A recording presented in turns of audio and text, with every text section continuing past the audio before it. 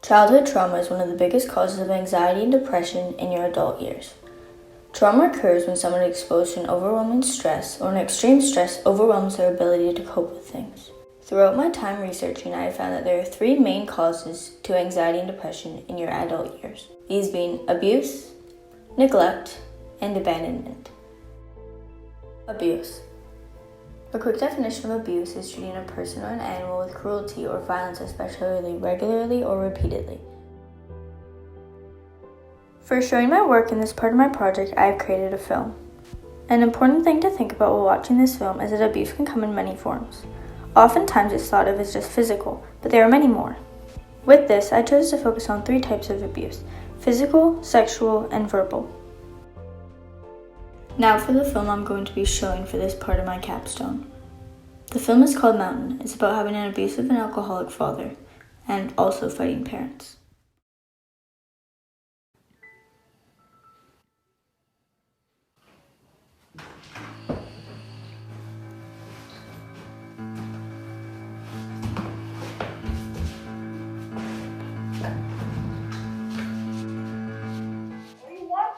Well, look, I'm working full day all week, you know. I'm working on it. The vacuum cleaner broke today. No, I mean, and look, I don't even have dinner when I come home. I don't know what to It's tell crazy. you. I'm sorry. Whatever. Look at the fireplace. It's crazy.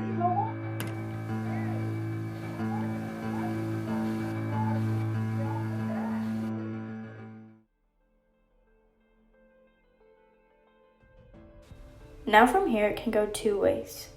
One way it can go is through anxiety and PTSD on the child. For a child living in an abusive household, it puts a lot of stress on them. The child experiences big spikes of adrenaline mixed with brief calm down moments. Picture almost a mountain. The abuser comes home, abuse happens, and the child calms down. This plays on a loop until the abuse stops or the child or abuser leaves. And even after they leave, they are still forced to deal with the trauma. They are in a constant state of hypervigilance, thinking that the abuse might happen again, causing the child to live with their guard up. This ends up causing immense amount of trauma on the person, usually resulting in generalized anxiety disorder and PTSD. You can see this at the beginning of my film with my main character looking down. She has been anticipating it. The other way this can go is through discouragement of not being able to stop it. This is seen when my main character goes to her room instead of fighting. She has had enough of this, and through past experience of trying to stop the fight, she has learned that she cannot. From this moment on, this can cause her to believe she is not good enough for anything. This can cause her to stop trying new things, new hobbies, or getting into new relationships. This is called learned helplessness. This is a state that occurs when a person has experienced trauma and had not been able to stop it from happening. They come to believe that they cannot control the situation, so they don't even try. Neglect. Typically, parents neglect their kids because of lack of knowledge, extreme stressors such as poverty or money issues, sickness or disabilities, past traumas, and drug or alcohol abuse. These are not the only reasons, but these are the most common ones. With that, there are 4 types of child neglect: physical neglect, medical neglect, educational neglect, and emotional neglect. For the example in this section of my capstone, I'm going to be showing another short film I made called Week Alone. It's about a mother who left her daughter home alone while she went on vacation.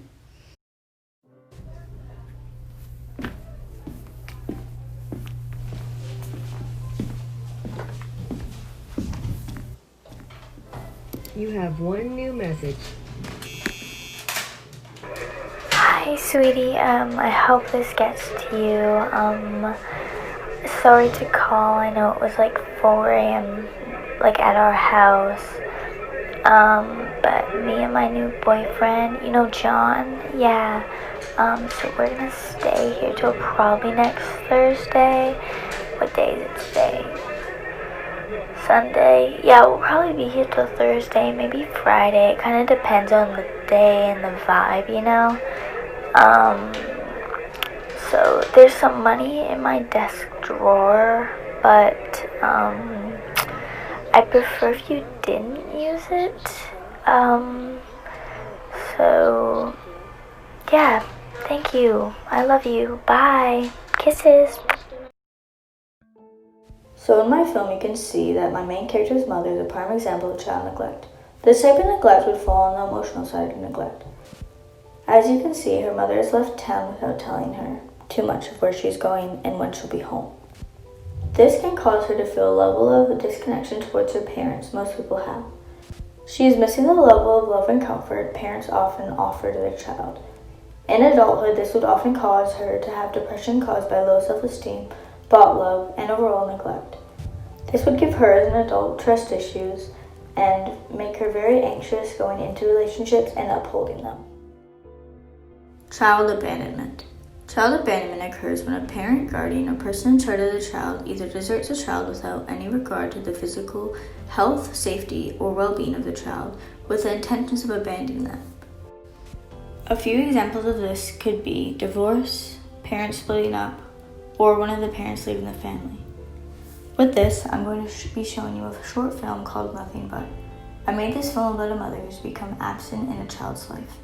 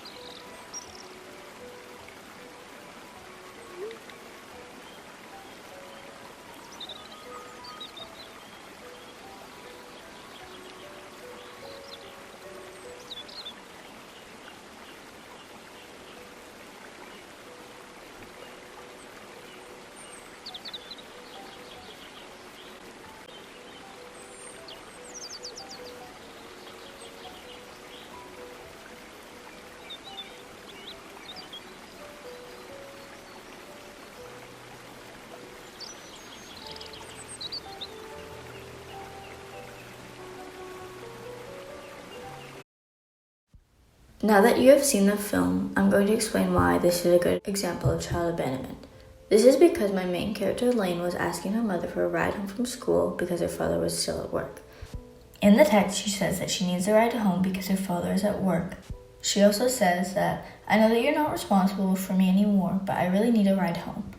From this, you can gather that Elaine's mother has probably abandoned her by leaving the family.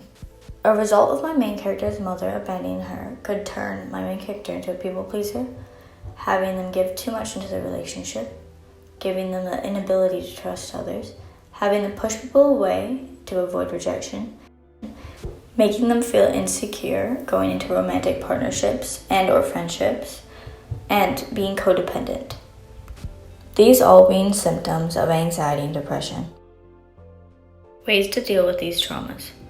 The most common and straightforward way to heal from these traumas is through talk therapy.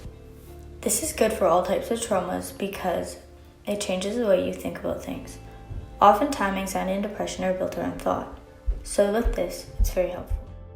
And although this type of therapy is extremely helpful, using other types alongside it can make the healing process more satisfactory. While researching for my capstone, I read a book called The Body Keeps Score. It talks about all these different kinds of therapies that can be extremely helpful used alongside talk therapy. A few examples of these types of therapies are yoga, Hakami therapy, massage therapy, deep breathing, and dance. Another thing I found a lot while I was researching is that having support in your life to help you manage with this trauma is extremely important. This is because with this level of support, you don't feel alone and you know that they want the best for you. From research, I have found that when you mix these three types of therapies together, it forms the best healing process.